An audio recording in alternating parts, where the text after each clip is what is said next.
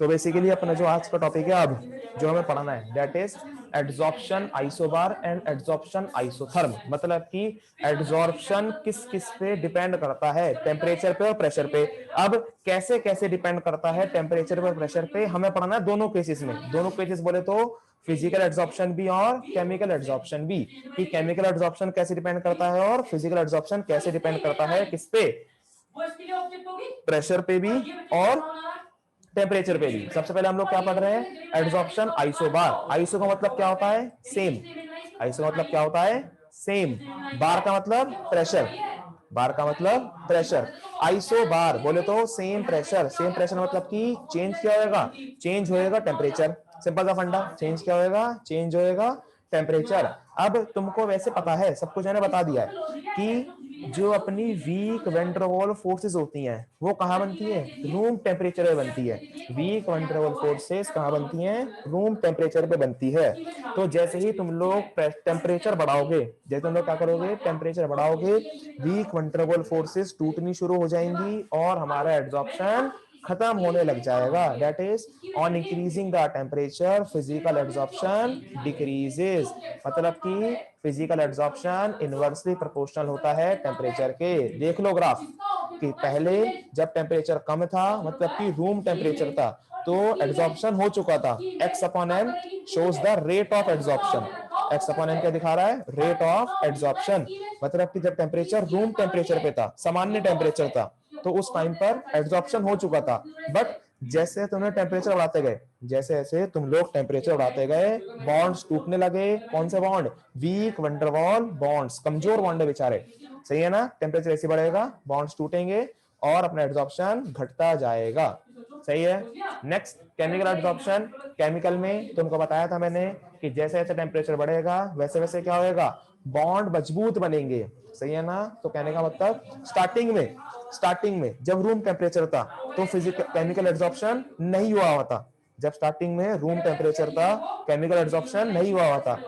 तुमने टेम्परेचर बढ़ाया, टेम्परेचर बढ़ाते गए बढ़ाते गए बढ़ाते गए, एब्जॉर्प्शन होता गया होता गया होता गया, बॉन्ड्स बनते रहे बनते रहे बनते रहे। एक टाइम ऐसा आया जब सारे के सारे केमिकल बॉन्ड बन गए। एक टाइम कैसा आया जब सारे के सारे केमिकल बॉन्ड बन के तैयार हो गए। लेकिन अगर तुम उसके बाद भी टेम्परेचर बढ़ाओगे, अगर तुम उसके बाद भी टेम्परेचर बढ़ाओगे तो क्या होएगा, तुम्हारे बॉन्ड्स टूटना शुरू हो जाएंगे। सही है ना। ध्यान रखना, एक समय तक सारे के सारे बॉन्ड्स बन चुके होंगे, टेम्परेचर तुम लोग बढ़ाओगे, बॉन्ड्स बन जाएंगे यहाँ तक, पीक तक। बट उसके बाद क्या होना है, सारे के सारे बॉन्ड्स टूटने शुरू हो जाएंगे, क्योंकि क्या हो जाएगा, बहुत ज्यादा हाई टेम्परेचर हो जाएगा। तो बस ये दोनों ग्राफ वही शो कर रहे हैं। एड्सॉर्प्शन आइसो बार, जब आइसो मतलब सेम, बार मतलब प्रेशर, जब प्रेशर है सेम तो टेम्परेचर का क्या इफेक्ट पड़ेगा, बताइए। Next is Freundlich adsorption isotherm.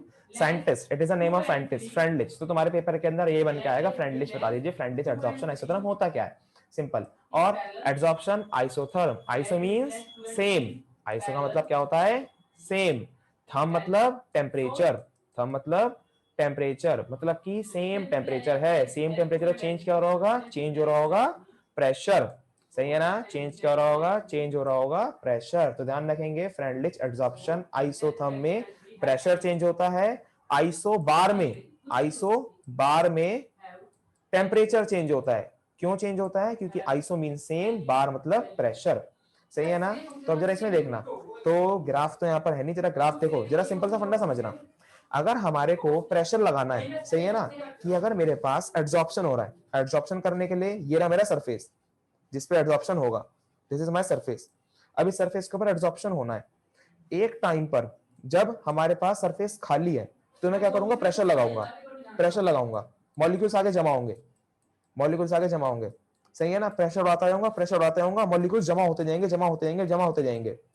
ये देखो, प्रेशर जैसे बढ़ाया मैंने, मॉलिक्यूल्स जमा होते होगा, जितनी भी खाली स्पेस सब भर गई। सही है ना, सब भर गई। लेकिन एक टाइम ऐसा आएगा जब पूरा सरफेस भर चुका होगा, एक टाइम ऐसा आएगा जब पूरा सरफेस क्या हो चुका होगा, भर चुका होगा, पूरा सरफेस फिल हो गया। देन कितना भी प्रेशर लगा लो, कितना भी प्रेशर लगा लो, कोई फर्क नहीं पड़ेगा। बात समझ में आ रही है, कि जब हमारे पास सरफेस जो है पूरा का पूरा फिल हो जाएगा, देन उसके बाद कितना भी प्रेशर लगाते रहो कोई फर्क नहीं पड़ने वाला। तो कहने का मतलब इनिशियली प्रेशर लगाओगे तो क्या आएगा, एड्सॉर्प्शन बढ़ेगा, प्रेशर लगाओगे एड्सॉर्प्शन बढ़ेगा, डायरेक्टली प्रोपोर्शनल है, सही है ना। देन उसके बाद धीरे धीरे कम होना शुरू होएगा, धीरे धीरे क्या होना शुरू होएगा, कम होना शुरू होएगा, बट एंड में क्या हो जाएगा, कांस्टेंट हो जाएगा। कांस्टेंट बोले तो तुम जितना मर्जी प्रेशर लगाते रहो कोई फर्क नहीं पड़ने वाला, सही है बच्चे, जितना मर्जी प्रेशर लगाते रहो कोई फर्क नहीं पड़ने वाला। जैसे देखो ग्राफ देखना, ग्राफ देखो जरा, ग्राफ सेम ग्राफ जो मैंने बताए एनसीईआरटी ग्राफ में बच्चे याद करने, क्योंकि तुम्हारे को डायरेक्टली पूछेगा एक्सप्लेन फ्रेंडलिच एड्सॉर्प्शन आइसोथर्म, सही है ना, या फिर explain Freundlich adsorption isotherm equation, equation ही पूछ सकते तुमसे, तो इक्वेशन पूछे तो इक्वेशन भी बतानी है। जरा देखना x अपॉन m क्या था, एड्सॉर्प्शन, रेट ऑफ एड्सॉर्प्शन, ये कितनी तेजी में एड्सॉर्प्शन हो रहा है। स्टार्टिंग में जैसे जैसे प्रेशर बढ़ा रहे थे वैसे वैसे एड्सॉर्प्शन हो रहा था, स्टार्टिंग में जैसे जैसे प्रेशर बढ़ा रहे थे वैसे वैसे एड्सॉर्प्शन हो रहा था, मतलब कि डायरेक्टली प्रोपोर्शनल। सिंपल सी बात, क्या यहाँ पर डायरेक्टली प्रोपोर्शनल, प्रोपोर्शनलिटी का साइन हटाया, क्या लगाया, is equals to, proportional sign हटाया, क्या लगाया, इज इक्वल्स टू, और लगा दिया constant, that is x upon m is equals to kp, सही है ना। जब लेकिन कुछ टाइम बाद धीरे धीरे प्रेशर कम होना शुरू होएगा, कम होना शुरू होएगा बोले तो x upon m is equals to kp raise to the power 1 upon m, 1 upon n क्यों, 1 अपॉन n इसलिए लगाया क्योंकि धीरे धीरे प्रेशर का इफेक्ट क्या होना शुरू होएगा, डिक्रीज होना शुरू होएगा, सही है ना। जब धीरे धीरे प्रेशर का इफेक्ट डिक्रीज होएगा देन दोनों तरफ ले लो लॉग, दोनों तरफ क्या ले लो, लॉग, ये इक्वेशन है, दोनों तरफ लॉग ले लो, log x upon m equals to log k p raise to the power 1 upon n, दोनों चीजें मल्टीप्लाई से ब्रेक हो जाएगी, लॉग की प्रॉपर्टी थी प्लस से ब्रेक कर देगा, log p plus sorry log k plus log p raise to the power 1 upon n। अब लॉग k का प्रॉपर्टी जो पावर में होता है उसे कब बुला लेता है, पीछे बुला लेता है, so it is finally log k plus 1 upon n log p, सही है ना।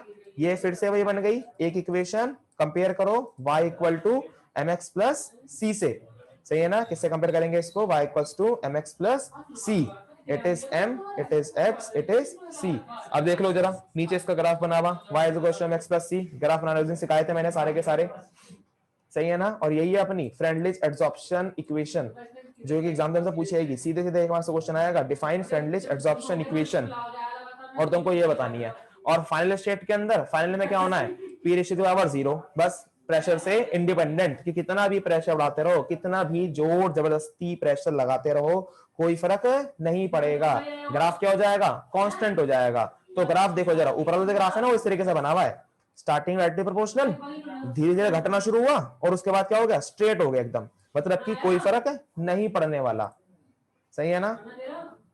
कोई तुम्हारे को बताया था मैंने कि अगर हमारे पास सिलिका है तो सिलिका क्या करेगी, सिलिका वैक्यूम बना देगी, और ऐसे ही एड्सॉर्प्शन का काम का आता है जो हमारे रियल लाइफ एप्लीकेशन सारी की सारी है कि प्रोडक्शन ऑफ हाई वैक्यूम, कि अगर तुम्हारे को वैक्यूम बनाना है तो वैक्यूम के लिए क्या करोगे तुम लोग, या तो चारकोल ले लो, चारकोल तुमको बताया था, चारकोल अपने सरफेस के ऊपर क्या करता है, बहुत सारी गैसेस को एब्जॉर्ब कर लेता है, सही है ना। चारकोल क्या करता है, अपने सरफेस के ऊपर बहुत सारी गैसेस को एब्जॉर्ब कर लेता है, तो क्या बना देगा, वैक्यूम बना देगा, मतलब कि कोई भी गैस नहीं। देन नेक्स्ट गैस मास्क जो आजकल हम लोग पहन रहे हैं बाहर जाने के लिए, अब तो सरकार ने बंद कर दिए, लेकिन जब वो आते थे ना मास्क जिसके अंदर होता था, होल होता था, एक बेसिकली कैप सा होता था, उस कैप के अंदर कुछ लगा होता था, मतलब कि कुछ बेसिकली प्लास्टिक से लगी होती थी, है ना। तो वो बेसिकली एड्सॉर्बेंट ही है, वो एड्सॉर्बेंट बोले तो कि वो जो प्लास्टिक है ना वो हार्मफुल वायरस को या फिर गैसेस को अंदर आने से रोकती है, सही है ना। तो दैट इज सिलिका। वो भी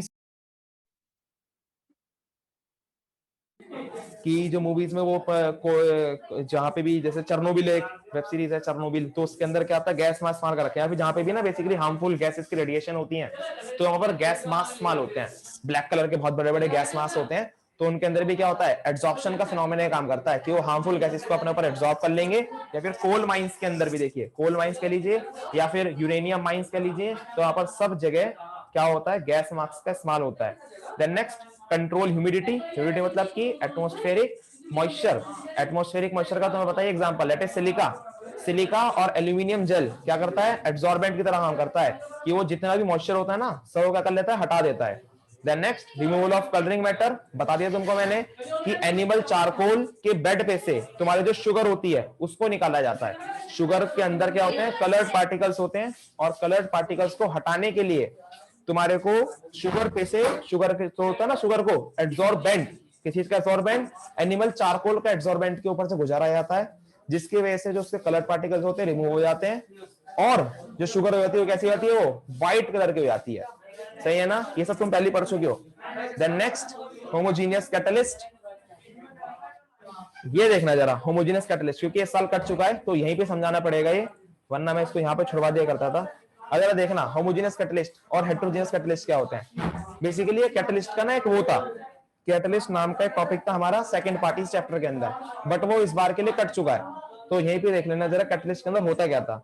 बेसिकली कैटलिस्ट का ना सरफेस होता था, मान लो जिसमें कैटलिस्ट, ये क्या है मेरा कैटलिस्ट है, कैटलिस्ट के सरफेस के ऊपर बहुत सारे क्या होते थे, फ्री वैकेंसीज होती थी।